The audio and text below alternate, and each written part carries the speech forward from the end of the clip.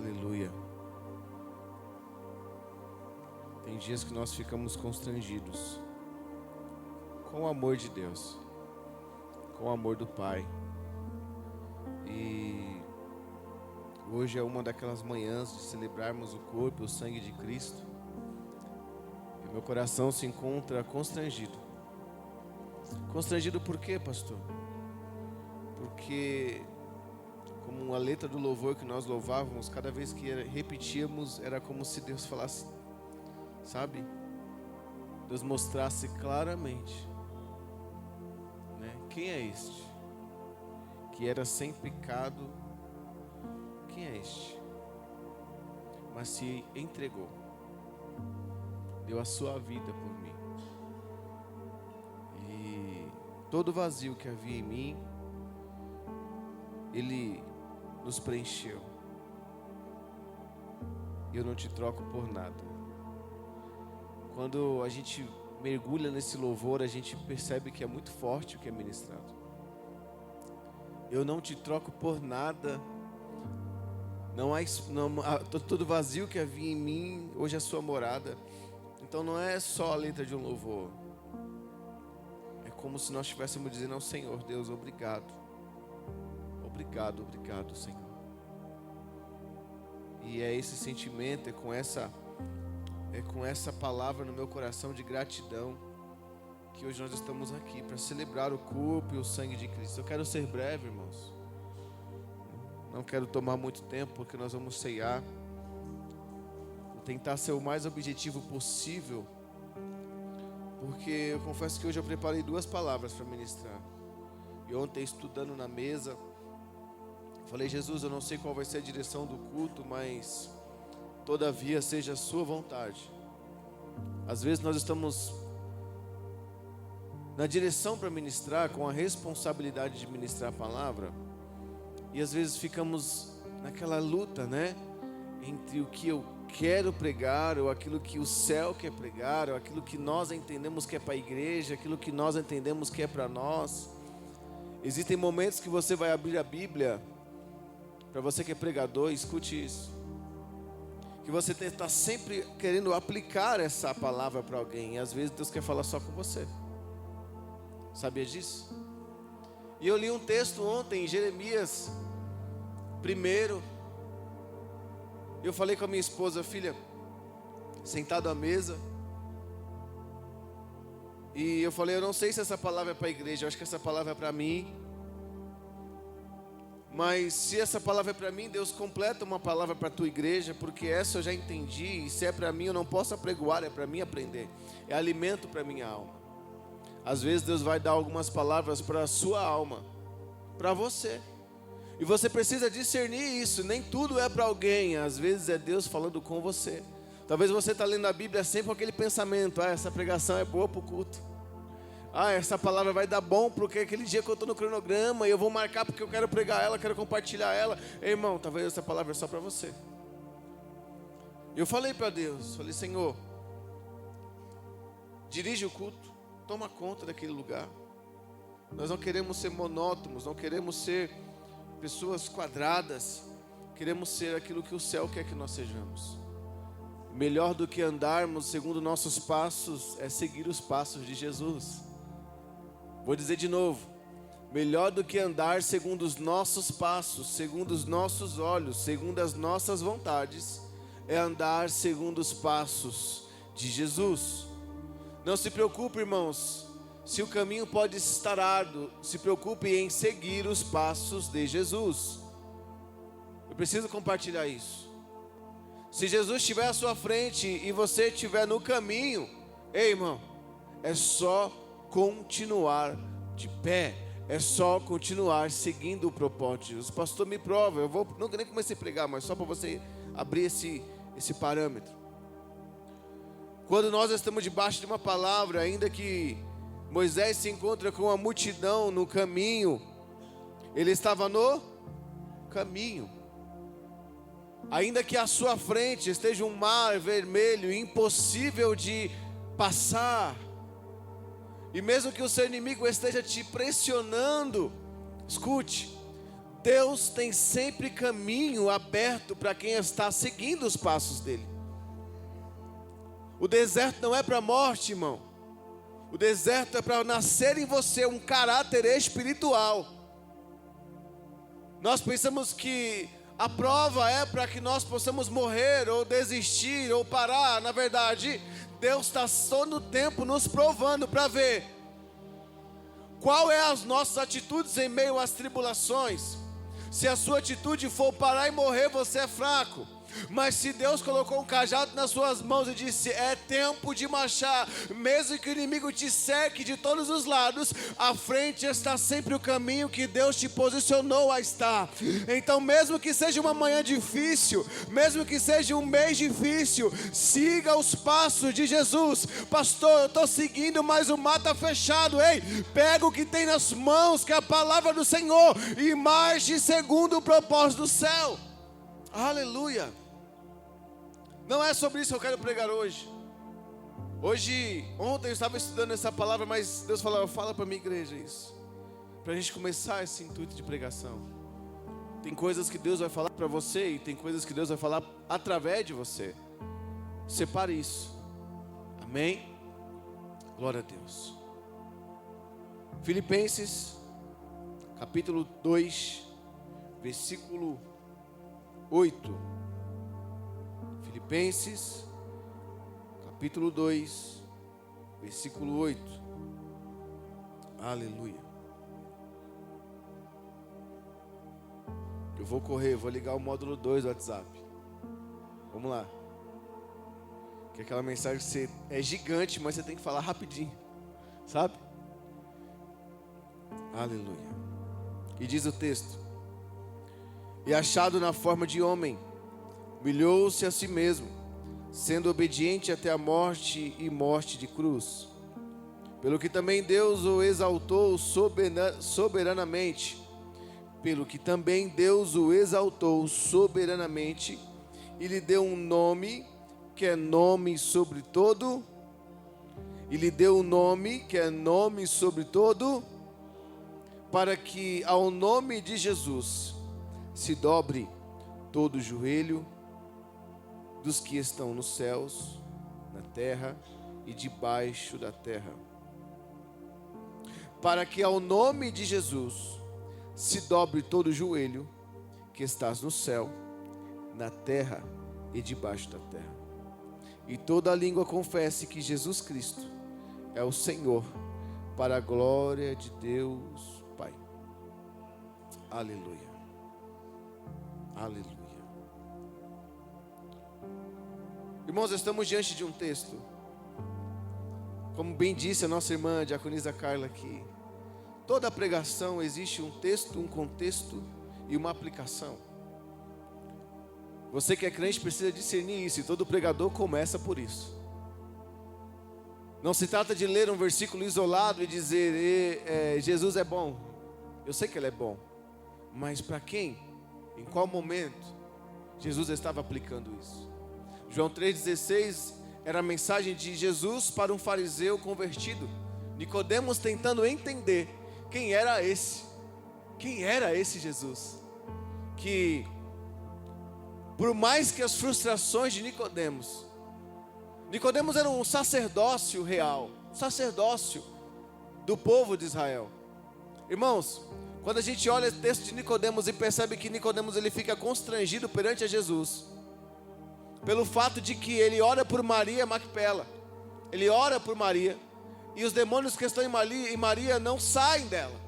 A frustração de Nicodemos é porque Jesus ele chega e todas as legiões que estavam naquela mulher agora são libertos. Então Nicodemos olha: peraí, eu oro através da palavra, da Torá, dos ensinamentos de Moisés, eu faço o que Moisés me manda fazer, e os demônios que estão nessa mulher não são libertos. Mas por quê? Quem é esse Jesus que ao chegar liberta? Eu fico imaginando um nó na cabeça de Nicodemos. Então ele se rende a Jesus, ele diz: tudo que eu sei eu não sei, tudo que eu sei é que agora existe um mestre que tem poder para libertar. Essa é a visão de Nicodemos quando ele conhece Jesus. Ele diz: mestre, o que eu preciso fazer para ter essa unção? É necessário nascer de novo e reconhecer que Jesus é o Senhor dos senhores.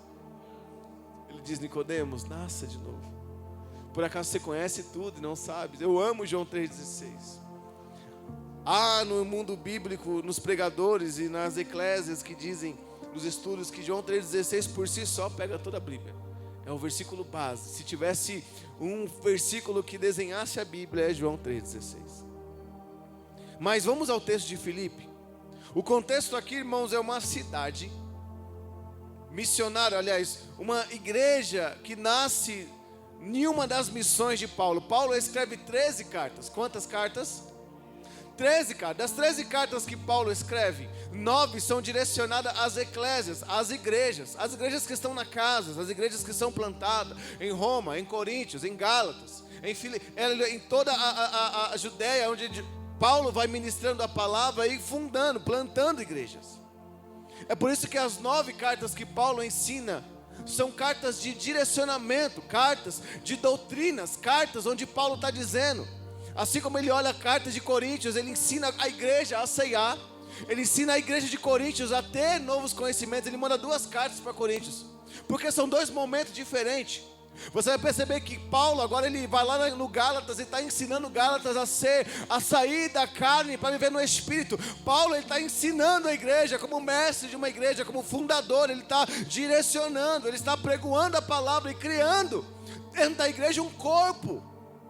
Paulo ele escreve, irmão, a Filemão como uma carta direcionada, uma carta a um homem. Paulo escreve a Timóteo, Paulo escreve a Tito como líderes de uma igreja e diz: sejai obreiros aprovados. Paulo ele está trazendo dentro da sua narrativa, apontando para a igreja, para um pastor ou para uma pessoa, de que Jesus é o Senhor dos senhores.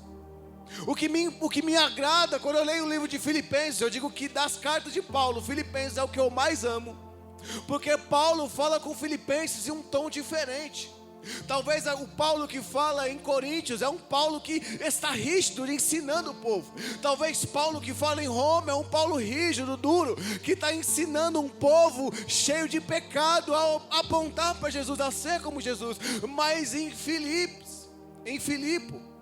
Paulo está dizendo à igreja que nasce em Filipenses, na cidade, que a igreja é algo diferente. O tom que Paulo fala à igreja de Filipe, é um tom de amor, é um tom de satisfação, é uma voz mais suave. Não uma voz dura, mas uma voz de amor. Paulo fala, assim como João narra 7 igrejas do Apocalipse, e ele fala sobre a igreja da Filadélfia, uma das igrejas preparadas, uma igreja pronta, e está apontando: seja como a igreja de Filadélfia. Ou seja, Filadélfia se torna uma referência das 7 igrejas de Apocalipse. Ou seja, das 7, que todas as 7 fossem como Filadélfia.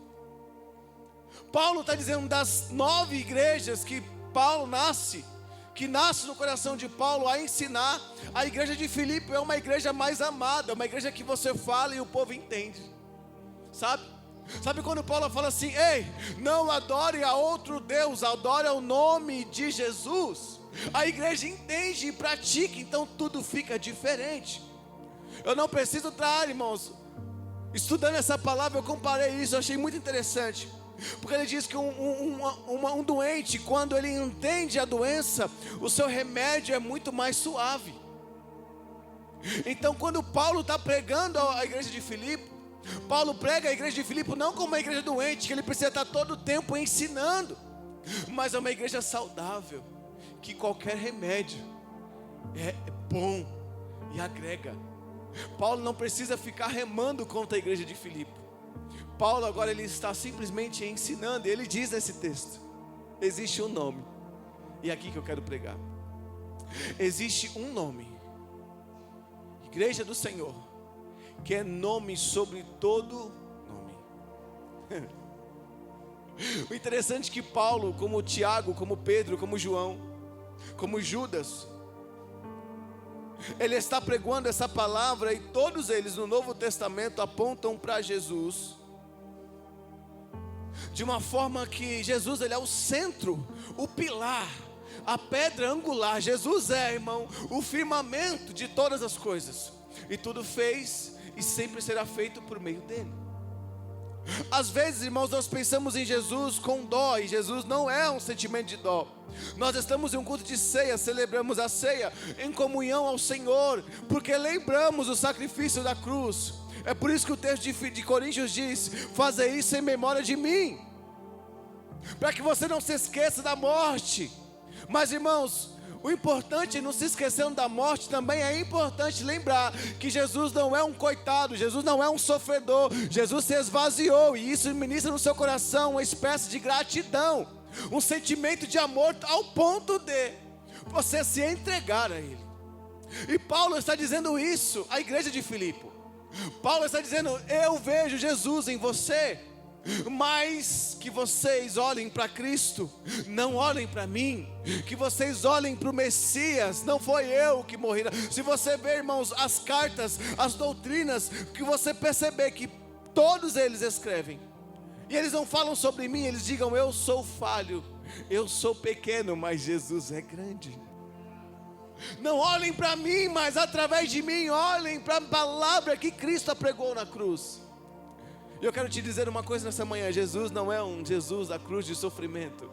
Jesus é um Jesus que nasceu, caminhou na terra entre nós, aos 30 anos, passou pelas águas e cumpriu a palavra, recebeu de Deus a unção. E nos 3 anos que ele passou aqui, ele passou ministrando, ensinando, doutrinando e deixando algo que é extraordinário mesmo. Mais de 2000 anos depois, nós estamos em um culto de Santa Ceia falando que Jesus, ele é bom e ele não está morto na cruz. Aleluia. João 20 vai dizer que Maria procura Jesus no túmulo, e os anjos bradam do céu e diz: Maria, por que procuras entre os mortos? E Maria diz: não está entre os mortos, porque quem estava nesse túmulo, Jesus não está morto, Maria, mas ele ressuscitou, Maria, como estava escrito na palavra.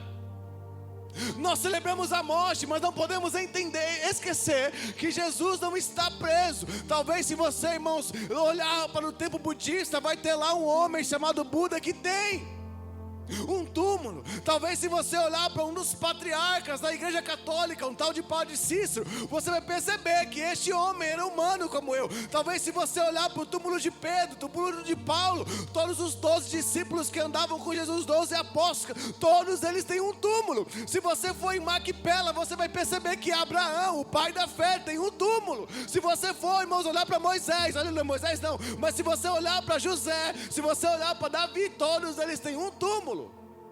E na placa está escrito o nome deles. Mas se você pegar um ônibus, ou um avião, ou um navio, ou qualquer translado, você pode perceber que lá em Israel não tem um túmulo com escrito o nome Jesus, jaz aqui. Ele não é, irmãos, um homem normal. Mesmo sendo homem, ele é Deus em meio aos homens. É importante nós dizermos isso, irmão, que os espíritas têm lá fora como referência Allan Kardec. Allan Kardec era um homem, e se você for ao túmulo dele, você vai perceber que tem lá: eis aqui Allan Kardec, um pai, um líder dos espíritas. Você vai perceber, irmãos, que dentro da cristologia, estudando a palavra, dentro do estudo bíblico de Jesus, o Cristo, você vai perceber que não tem um lugar onde o corpo de Cristo está. Diga assim: onde tem a presença de Deus, não existe morte. Pastor, prova? Eu provo. No Velho Testamento, a referência de presença de Deus era a arca. Até hoje ninguém sabe onde está a arca. Por quê? Porque onde tem presença de Deus, ninguém pode encontrar vivo. Pastor, você está falando, mas não está pregando sobre o texto. Eu vou dizer, em 10 minutinhos, a palavra é rápida. Coloca para mim, por gentileza, Hebreus 1:4. Olha o que o escritor de Hebreus está dizendo no capítulo 1, versículo 4. Feito tanto mais excelente do que os anjos, quando herdou mais excelente nome do que eles. Só aqui. Sabe o que o escritor de Hebreus está dizendo? Que Jesus, ele é tão poderoso, ele é tão verdadeiro, que os maiores seres celestiais criados por Deus para adorar a presença, o altar, diante do altar de Deus, não tem poder melhor, não tem autoridade maior do que Jesus Cristo.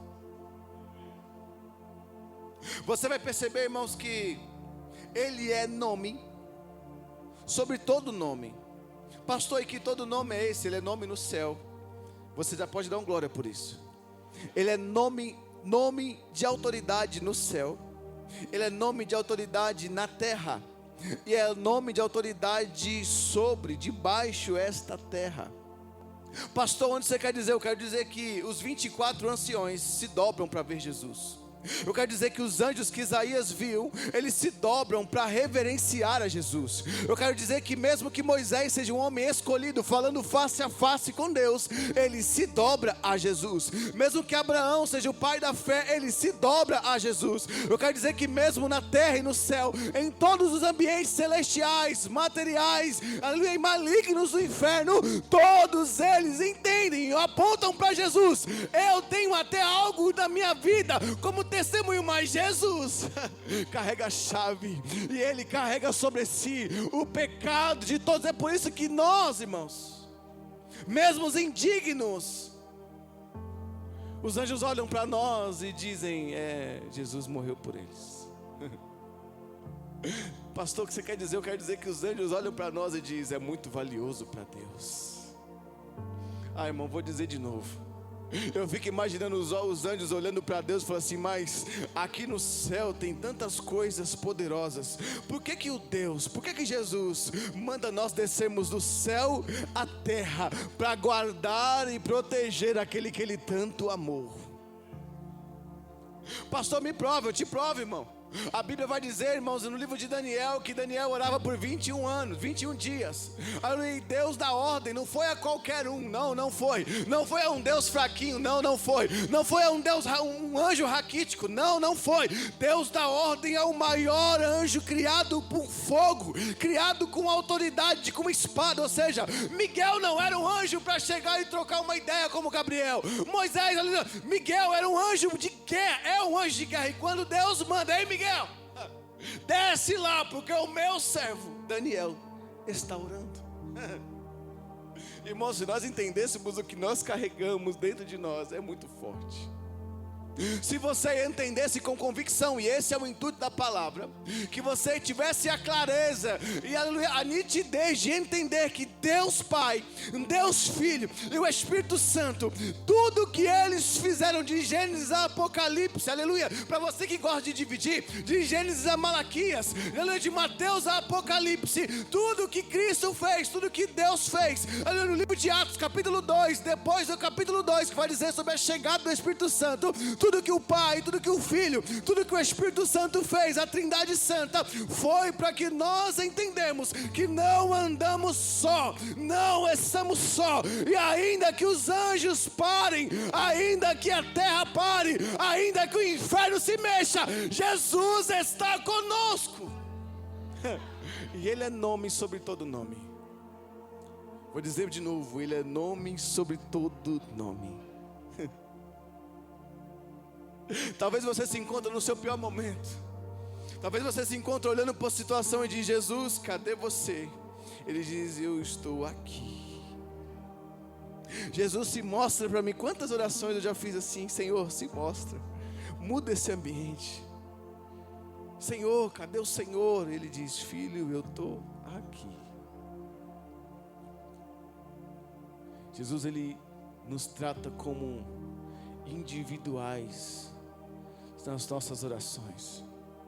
Ele nos trata como unidade quando Ele nos vê como igreja do Senhor. Quando nós entramos no quarto e falamos para Deus, Ele diz: eu preciso fortalecer esse dedinho aí, porque a unidade da igreja precisa dele.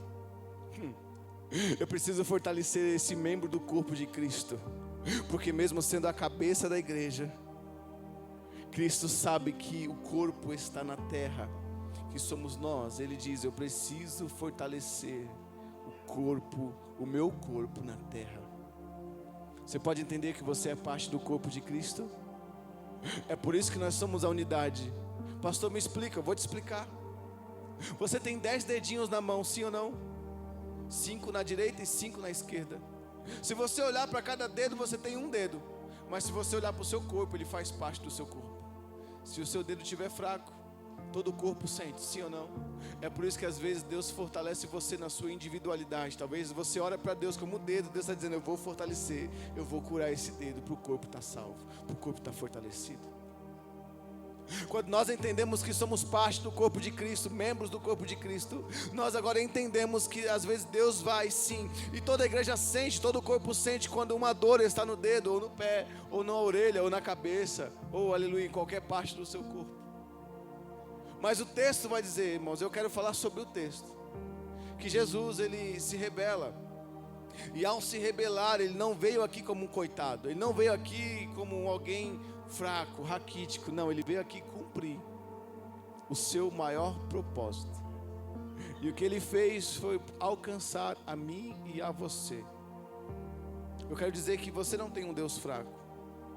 Eu quero dizer que quando Jesus ele está conosco, ele dá ordem aos anjos para nos proteger.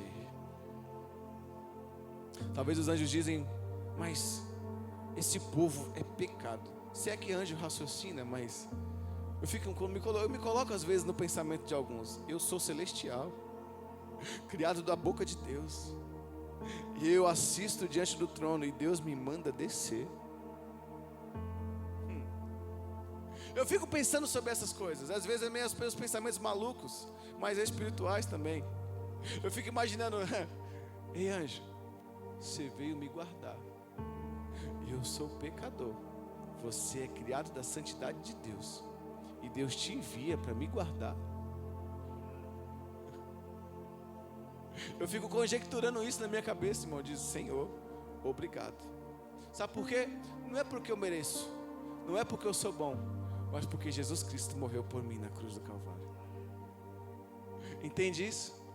Então não está sobre a minha autoridade mover um anjo, mas está sobre a autoridade de Deus mover o anjo ao meu favor. Sabe o que eu estou dizendo, irmãos? Que mesmo no seu pior momento, Deus envia anjos para te guardar. Por quê, pastor? Porque Ele tem a autoridade, Ele tem o poder para direcionar algo do céu para nós guardar, para nossas vidas. Pastor, e agora na terra?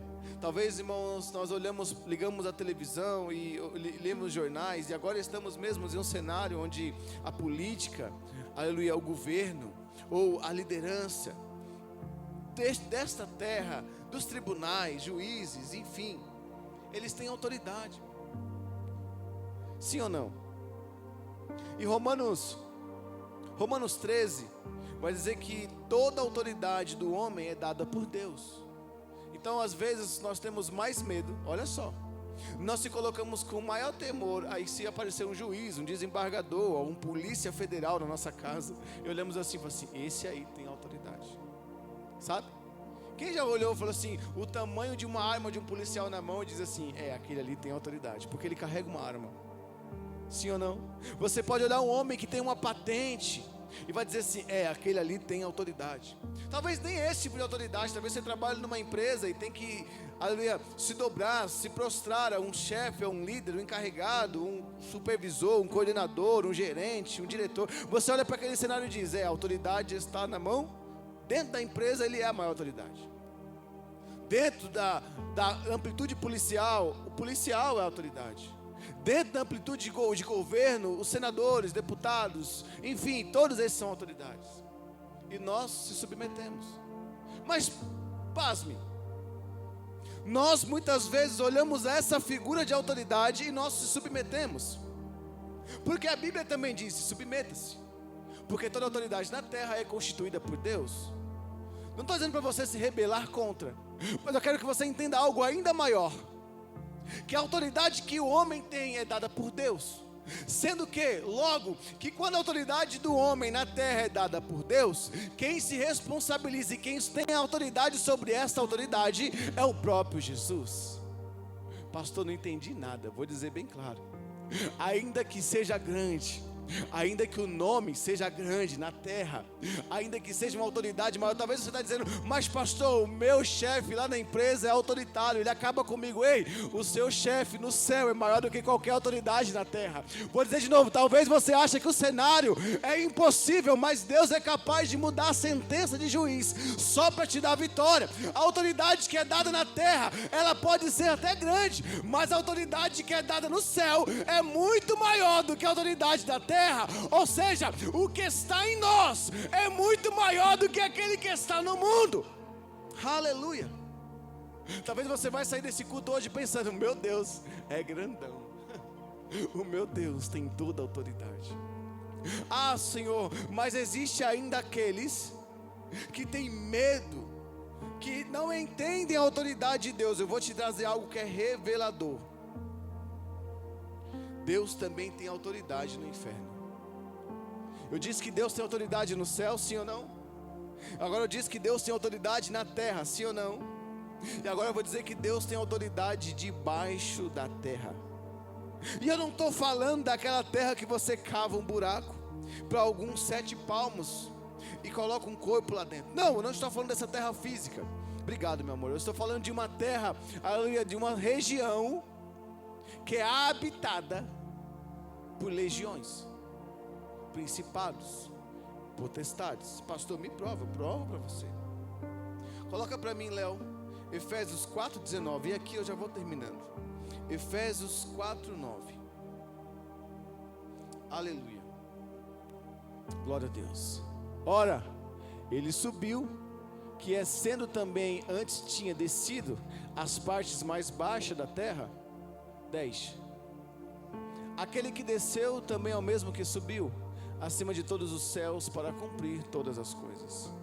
Você vai colocar para mim também o livro de Efésios 1, versículo 20 e 21. Pastor, o que você está dizendo? Eu quero dizer que Deus desceu e subiu, e ninguém o impediu de trafegar. Você guardou glória. Jesus desceu e subiu, e ninguém o impediu de transitar. Você sabia que Deus tem a chave? E sobre ele está toda a autoridade? Vamos ao texto. Que manifestou em Cristo, ressuscitando dentre os mortos, e pondo a sua direita nos céus, acima de todo o principado, o poder e potestade e domínio, e de todo o homem que se nomeia, não só neste século, mas também no vindouro, ou seja, em todo o século. Paulo está ensinando em Efésios que Jesus ele tem autoridade, mas existe ainda algo mais lindo de ver. Colossenses 1,16, põe para mim. Aleluia. Vou te dar trabalho hoje, mas já estou terminando, Léo. Porque nele foram criadas todas as coisas, que estás no céu e na terra, viveres, visíveis e invisíveis, sejam tronos, sejam dominadores, sejam principados, sejam potestades, tudo foi criado por ele e para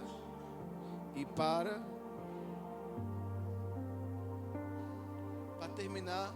Agora Pedro, ele bate o martelo de 1 Pedro 3:22. 1 de Pedro 3:22. O qual está destra de Deus, tendo subido ao céu, havendo-lhe sujeitado aos anjos e às autoridades e às potências. Só até aqui. Você entende que estamos diante de um Jesus, de um Deus que é poderoso? Pastor, isso eu já sabia, mas eu quero que você saia daqui desta manhã não colocando um Deus coitado que morreu na cruz, apregado. Eu quero que você entenda que em todos os dias Deus envia anjos para te socorrer. A autoridade do anjo, a santidade do anjo, o poder do anjo está ao nosso serviço diante da autoridade de Deus. Não porque eu quero, mas porque Ele é Jesus Cristo. Eu quero dizer que toda língua confessa que Jesus é o Senhor. E mesmo que a autoridade da terra seja dada ao homem e você precisa se submeter, a maior autoridade ao homem é Cristo. Pastor, e o que vai mais além? Eu vou mais além. A maior autoridade do inferno é o nome de Cristo. Então, irmãos, eu quero que você tenha convicção que se você estiver em Deus, se você estiver revestido do poder de Cristo, do Espírito Santo de Deus, não é que você é bom o suficiente, mas quem está em você é soberanamente maior, melhor e mais poderoso do que quem está no céu, na terra e debaixo da terra. Você precisa entender isso no seu coração. E eu já vou terminar, e vou mesmo. Que você não tem um Deus pequeno. Em todas as suas tribulações, entenda, Jesus é um nome sobre todo nome. Em todos os seus momentos, Jesus é nome sobre todo nome. E toda língua confessará que Jesus Cristo é o Senhor. E Ele não é só o Senhor, Ele é o Senhor dos senhores. Léo, quando você entende que Jesus é, você entende que você carrega a maior potência, a maior autoridade.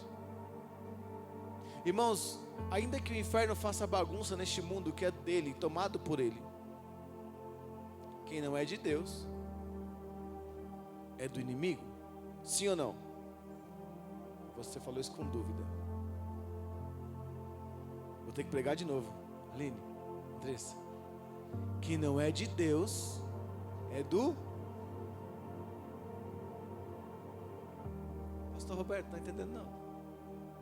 Dá café para ele, filho. Vamos abrir o café. Vamos trazer a igreja para tomar café, para você pegar.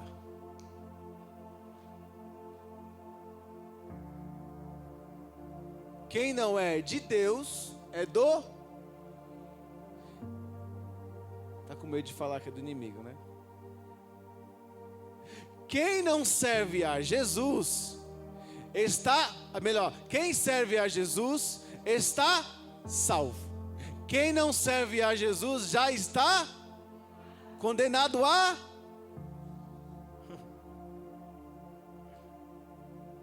Jesus, Ele é o fundamento de todas as coisas. Eu preciso que você entenda algo. Se você é de Jesus, toda a autoridade do céu. Se você é de Jesus, toda a autoridade na terra. Se você é de Jesus, toda a autoridade debaixo da terra está morando dentro de você. Se você serve a Jesus, pastora Kelly, não há nada que Deus não possa fazer através de você. Pastor, me prova, irmão. Lê a Bíblia, crente. Lê a Bíblia e você vai entender que Deus levantou algum chamado por Ele, e esse teve toda a autoridade, irmão. Nem a Babilônia foi capaz de parar Daniel. Nem o Egito foi capaz de parar José. Nem o gigante, nem as batalhas foi capaz de parar Davi, irmão. Ei, nem, irmão, nem o Coliseu foi capaz de parar a igreja. Nem o inferno foi capaz de parar, aleluia, aqueles que foram chamados por Jesus. Ninguém pode parar, irmão, pega isso pelo amor de Deus. Ninguém pode parar aquele que carrega a autoridade do nome de Jesus. Ninguém pode impedir aquele que foi chamado e está seguindo os passos de Jesus. Talvez você vive coisas porque você ainda não entendeu que maior é aquele que está em você, que carrega em você a presença do céu, do que aquele que está no mundo. Oh. Então, se você está em Jesus, você tem poder e autoridade de Jesus. Agora, se você não está em Jesus, infelizmente eu vou dizer para você que você vai ser machucado pelo inimigo de Jesus. Amém? Efésios 6:10 vai dizer que nós precisamos se revestir de toda a armadura de Deus. Paulo, ele é muito enfático quando diz: porque agora que você está Essa armadura não é física. Se você ler essa palavra, a nossa irmã Adriana pregou, nossa irmã Patrícia pregou, e essa armadura que Deus está falando são caráter espiritual. Não adianta você pegar a armadura que Davi recebeu de Saul. Não é essa armadura que Deus está dizendo. Se você perceber, vai falar que as sandálias o evangelho da paz, a couraça da justiça, não é assim? Ou seja, tenha paz. Se você tiver paz, se você for justo, são caráteres espirituais que, se você tiver, você tem todo o poder sobre as suas mãos. E esse poder não é porque você é bom, é porque Jesus está em você. Amém? Pode aplaudir o Senhor por essa boa palavra, igreja? Aleluia. Jesus, como é bom servir ao Senhor. Como é bom. Eu fico aqui bagunçando o paninho da nossa pastora, que ela arruma com tanto carinho, né, pastora? Deixando tudo torto. Meus irmãos, vamos à ceia do Senhor. Quero que você pegue essa palavra no seu coração e entenda que Jesus é nome sobre todo nome. Quando alguém te questionar, dizer assim, o inimigo está trabalhando na minha vida, você vai dizer, eu tenho Jesus, que é maior e melhor. Ainda que ele se levante, Deus te separou, te chamou com autoridade no nome de Jesus.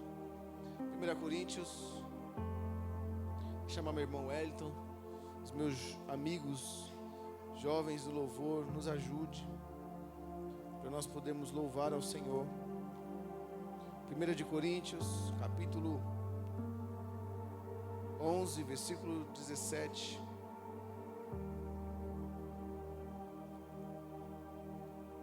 Amém? Você pode colocar sobre os seus pés? Vamos ministrar a ceia do Senhor Jesus. E vai ser bem rapidinho. Vai ser muito rápido. Hoje nós se reunimos aqui com o propósito de ceiar ao Senhor, de celebrar aos céus e mostrar a Ele a nossa gratidão em espírito e em verdade. Amém? Como Paulo diz à igreja de Coríntios, não é sobre um banquete. Quem tem fome, come em casa. Mas é o nosso melhor momento de comunhão. E não troque isso por nada. Não troque essa comunhão. Nossa irmã Carla falou aqui muito bem. Às vezes nós temos tantos compromissos, mas o nosso maior compromisso é com Jesus. Ah, pastor, mas eu vou no culto à noite em outra igreja. Ei, irmão, não é a sua igreja. Não é a sua mesa. Mas pastor, você disse que a igreja é uma igreja só. É, mas você convive. Por acaso você janta na casa de outra pessoa? A janta do mesmo jeito? Você se torna visita, sim ou não? É ou não? Quando você, mas a comida é a mesma, a mesa é a mesma, mas se torna visita. É família, é casa, está no mesmo propósito, mas você se torna visita. Coisa boa é comer com a nossa família. E nós estamos dentro da família espiritual. Não troque, irmão. Não troque a ceia na sua igreja por nenhum outro momento. Eu sei que às vezes vai ser impossível. E aí você se resolva com Deus. Peça perdão.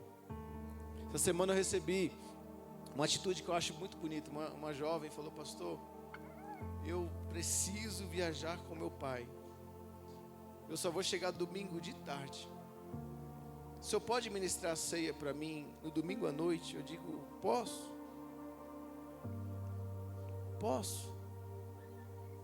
Mas ela não disse assim para mim, pastor, eu vou ceiar em outra igreja, em outra mesa. Amém? Então é muito bom você poder entender que às vezes, nem sempre, por algum momento vai acontecer. Mas chega ao seu pastor, chega aos pastores, pastor Roberto, pastora Patrícia, pastora Kelly, pastor Laurides e diz, ministra a ceia para mim. Eu preciso estar na comunhão com a minha igreja. Diga para o seu irmão assim, eu tenho comunhão com você na mesa de Cristo Jesus. Amém? Glória a Deus. Vamos louvar o Senhor?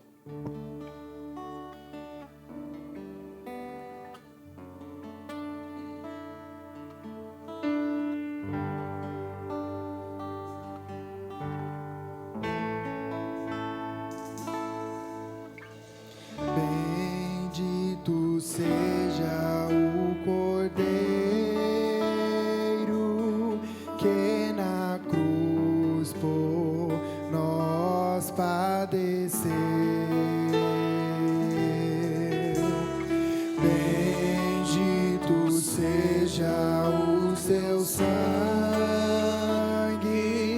que por nós ali ele verteu. Eis deste sangue lavado com roupas que dão salvação, os pecadores remidos que perante o seu Deus já estão.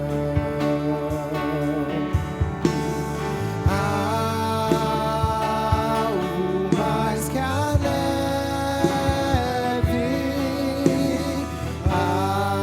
algo mais que a neve, se desse sangue lavado, mais algo que a neve serei. Quão espinhosa coroa que Jesus por nós suportou. Oh, quão profundas as chagas que nos provam quanto Ele me amou. Eis nestas chagas purezas para o maior pecador, pois que mais algo que a neve, o teu sangue nos torna